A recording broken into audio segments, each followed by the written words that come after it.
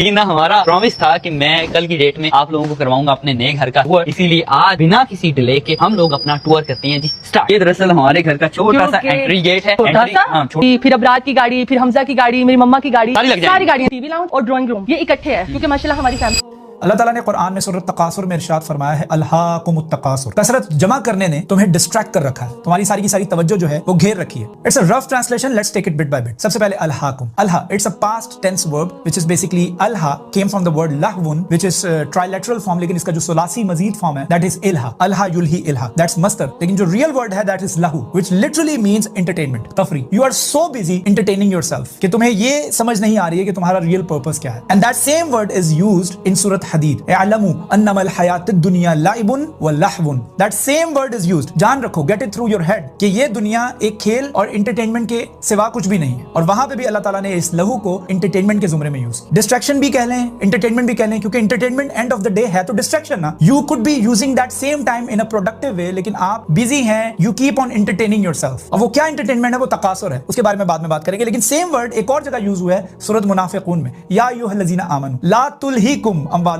वला औलादुकुम अन ज़िक्रिल्लाह, do not let your children and your money distract you अन ज़िक्रिल्लाह, from the remembrance of Allah. यानी अपने माल और अपने बच्चों की वजह से अल्लाह ताला की याद से गाफिल ना हो जाना। अब बात करते हैं तकासुर के हवाले से। तकासुर के अंदर चार मायने आते हैं जो कि इसके अंदर मुज़मर होते हैं। पहला मायने है कसरत, you are not happy with what you already have, जो आपके पास पहले से है, you are not satisfied on that, you want more. किसी के पास एक फैक्ट्री है, वो कहता है मेरे पास दूसरी फैक्ट्री होनी चाहिए। किसी के पास एक कारोबार, वो कहता है मेरे पास पेट्रोल पंप भी होना चाहिए। तो कसरत जो है ना, कब तक नहीं जाती, हत्ता ज़ुरतुमुल मकाबिर, जब तक तुम अपनी कब्र में नहीं पहुंच जाते। तो वो जो एक कसरत जमा करने की एक जो ख्वाहिश है, that is innate in the human being, लेकिन do not let this thing, this habit distract you from the remembrance of Allah। तो पहला वर्ड क्या है, आपने याद रखना है, कसरत, बहुत ज्यादा। यानी किसी के पास सेविंग्स है, वो कहता है मेरे पास और सेविंग्स होनी चाहिए। किसी के पास एक गाड़ी है, वो कहता है मेरे पास दो गाड़ियां होनी चाहिए। किसी के पास एक घर है, वो कहता है मेरे पास दूसरा घर होना चाहिए। So we are never satisfied, never happy, never contented। और दूसरा इसके अंदर मायने जो मुज़मर होता है वो है कसरत मुकाबले में, यानी मुकाबले में आप मुकाबला करते हैं छोटी छोटी चीजों के ऊपर। आप ऑफिस में बैठे हुए हैं, you're sitting in your cubicle, और आप साथ ही अपने साथ वाले कुलीग को देखते हैं और उसकी कुर्सी बड़ी अच्छी होती है, बड़ी कंफर्टेबल है। आप लेफ्ट साइड पे देखते हैं, दूसरे वाले कुलीग की कुर्सी भी बड़ी अच्छी है, and then you are looking at your own chair, मेरी कुर्सी इतनी अच्छी क्यों नहीं है, इनकी कुर्सी इतनी अच्छी क्यों है। You go straight to the HR, मेरी कुर्सी चेंज करके दें। व्हाई, व्हाट्स द पॉइंट, मुकाबला, competition. That competition is going inside your head